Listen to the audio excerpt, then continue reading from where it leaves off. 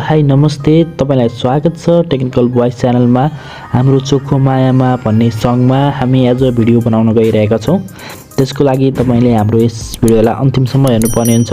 तपाईले preview video हेरिसक्नु भएको छ। यस्तो खाली भिडियो बनाउनको लागि तपाईलाई क्यापकट एप्लिकेसनको आवश्यकता पर्दछ। क्यापकट एप्लिकेसन तपाईले डाउनलोड गर्नुभएको छैन भने प्ले स्टोरमा सजिलोसँग मिल्नेछ। तपाईले प्ले स्टोरबाट सजिलोसँग डाउनलोड गर्नुहोला र क्यापकट एप्लिकेसनलाई ओपन गर्नुहोला र न्यू प्रोजेक्टमा जानुहोला। न्यू प्रोजेक्टमा गइसकेपछि तपाईलाई यस्तो प्रकारको इन्टरफेस खुल्नेछ र त्यसपछि चाहिँ फोटोमा जानुहोला। फोटोमा गइसकेपछि तपाईकोमा विभिन्न प्रकारका तपाईका फोटोहरु देखिने छन् र तपाईले चाहिँ यहाँ 7 वटा फोटो तपाईले चुज गर्नुपर्ने हुन्छ। जस्तो म तपाईलाई 7 वटा फोटो चुज गरेर म भिडियो बनाउँछु। 7 वटा फोटो तपाईको साथीको या तपाईको जसको हुन्छ तपाईले चुज गर्नुहोला। 7 वटा फोटो चुज गर्नुहोला। 7 वटा फोटो चुज गरिसकेपछि एड गर्नुहोला। एड बटनमा टच गरिसकेपछि तपाईकोमा यस्तो प्रकारको इन्टरफेस खुल्नेछ र तपाईले यहाँ तलपट्टि देख्न सक्नुहुन्छ फर्म्याट भन्ने अप्सन रहेको छ। फर्म्याटमा जानुहोला। 16:9 भन्ने रेशियोमा टच गर्नुहोला। तपाईको यस्तो प्रकारको इन्टरफेस खुल्नेछ। त्यसपछि यो बाट ब्याक जानुहोला र त्यसपछि तपाईले फोटोलाई टच गरेर यसलाई स्क्रोल गर्नुहोला। यता स्क्रोल गरिसकेपछि तपाईले यहाँ एडिट भन्ने अप्सन पाउनुहुन्छ। यहाँ एडिटमा गइसकेपछि तपाईले रोटेट भन्ने अप्सन पाउनुहुन्छ। रोटेट गर्नुहोला। यसैगरी नै अर्को फोटोलाई टच गरेर यसरी नै रोटेट गर्नुहोला। सम्पूर्ण फोटोलाई रोटेट गर्नुहोला। यसरी रोटेट गरिसकेपछि यो लास्टमा रहेको यो वाटरमार्कलाई डिलिट गर्नुपर्ने हुन्छ। योलाई डिलिट गर्नुहोला। क्यापकट एप्लिकेसनको वाटरमार्कलाई डिलिट गरिसकेपछि तपाई पहिलो फोटोमा आउनुहोला। पहिलो फोटोमा आएर पहिलो फोटोलाई टच गर्नुहोला र यसलाई स्क्रिनमा फिट गर्नुहोला जुम गरेर र सेकेन्ड फोटोलाई टच गरेर हल्का जुम गर्नुहोला। यसरी नै सम्पूर्ण फोटोलाई स्क्रिनमा फिट गराउनुहोला जुम गरेर।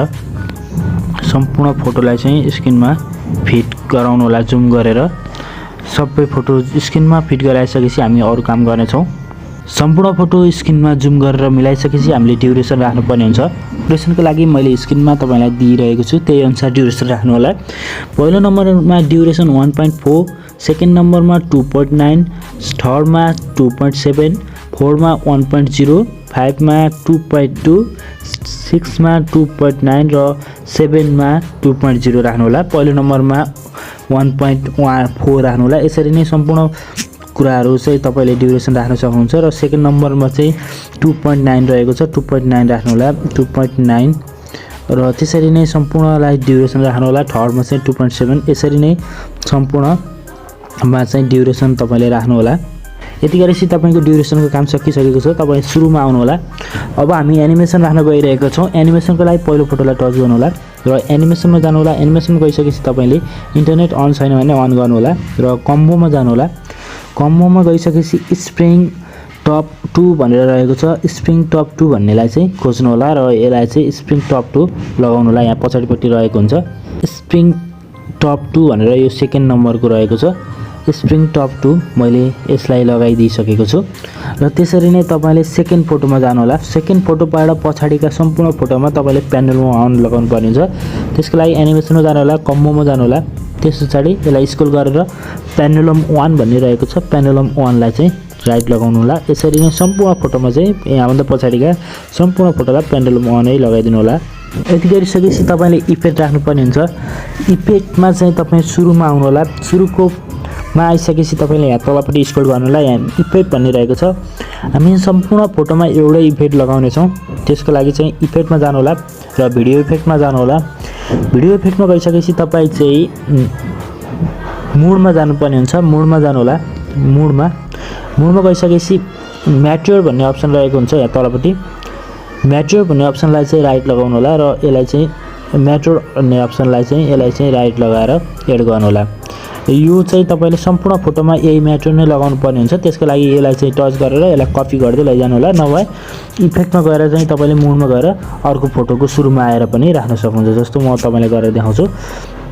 सेकेन्ड फोटोमा मैले म्याच्योर लगाइसकेको छु र थर्ड फोटोको सुरुमा आए र भिडियो इफेक्टमा आए। त्यसपछि मुडमा आएर तपाईले चाहिँ मुडमा आउनु होला। त्यसपछि चाहिँ यहाँ तलपट्टि स्क्रोल गरेर तपाईले यहाँ म्याच्योर भन्ने अप्सन रहेको छ। म्याच्योर लगाउन सक्नुहुन्छ र यसलाई चाहिँ तपाईले एड गर्न सक्नुहुन्छ। म्याच्योर लगाएर तपाईले चाहिँ यो फोटो अनुसार मिलाएर तपाईले एड गर्न सक्नुहुन्छ। नभए यसलाई कपी गर्दै पनि मिलाउन सक्नुहुन्छ। कपी गरेर लाँदाखेरि धेरै सजिलो हुन्छ। एकदम सर्टकट तरिकाले गर्न सकिन्छ। यति गरिसकेपछि तपाईको सम्पूर्ण काम सकिसकेको छ। यसलाई चाहिँ तपाईको मोबाइलमा सेभ गर्नु होला सेभ हुने जेलसम्म हाम्रो यस च्यानललाई सब्स्क्राइब गर्नुभएको छैन भने सब्स्क्राइब गरिदिनु होला, आइरनमा रहेको नोटिफिकेसन बेललाई अन गरिदिनु होला र यस भिडियोलाई लाइक गर्नुभएको छैन भने लाइक गरिदिनु होला। त्यस पछाडि यसलाई डन गर्नु होला। डन गरिसकेपछि न्यू प्रोजेक्टमा जानु होला र तपाईँ भिडियोमा आउनु होला र तपाईँले भर्खरै डन गरेको त्यो भिडियोलाई टच गर्नु होला र एड गर्नु होला। त्यस पछाडि तपाईँले चाहिँ अब सुरुमा चाहिँ तपाईँले यहाँ तलपट्टि स्क्रोल गर्नु होला, यहाँ फर्मेट भनेर रहेको छ, फर्मेटमा जानु होला, 9:16 भन्ने रेसियोलाई टच गर्नु होला। त्यस पछाडि यहाँबाट ब्याक आउनु होला र फोटोमा जुन भिडियो बनाउनु भएको छ त्यो भिडियोमा त्यसलाई टच गर्नु होला र स्क्रोल गर्नु होला तलपट्टिकोलाई, एडिट भन्ने अप्सनमा आउनु होला र रोटेट भन्ने अप्सनलाई 3 चोटि क्लिक गर्नु होला, 1 चोटि 2 चोटि 3 चोटि क्लिक गरिसकेपछि तपाईँको स्क्रिनमा फिट हुनेछ। त्यस पछाडि लास्टमा आउनु होला र यो क्यापकट एप्लिकेसनको यो लोगोलाई चाहिँ डिलिट गर्नु होला। त्यस पछाडि सुरुमा आउनु होला र अब साउन्डको काम रहेको छ। साउन्डको लागि मैले डिस्क्रिप्सन बक्समा एउटा भिडियोको लिङ्क दिनेछु, त्योलाई डाउनलोड गर्नु होला र अडियोमा आउनु होला र साउन्डमा आउनु होला र त्यस पछाडि फोल्डरमा आउनु होला र एक्स्ट्रा साउन्ड फर भिडियोमा आउनु होला, सिलेक्ट गर्नु होला, इम्पोर्ट साउन्ड ओन्लीमा टच गर्नु होला। त्यस पछाडि तपाईँले यसलाई स्क्रोल गर्नु होला, यो पहिलो नम्बरको यो प्लस चिन्हमा टच गरिदिनु होला। त्यस पछाडि तपाईँको भिडियोमा यो साउन्ड बसिसकेको छ। ल म प्ले गरेर हेर्नेछु।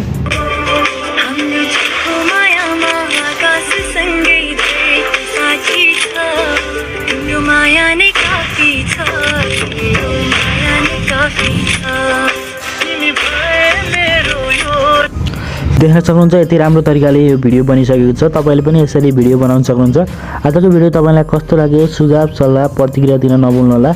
आगामी दिनमा यस्तै भिडियोको साथ हामी उपस्थित हुनेछौँ। त्यतिन्जेलको लागि हामीलाई बिदा दिनुहोस्। नमस्ते, तपाईँको दिन शुभ होस्। जय नेपाल।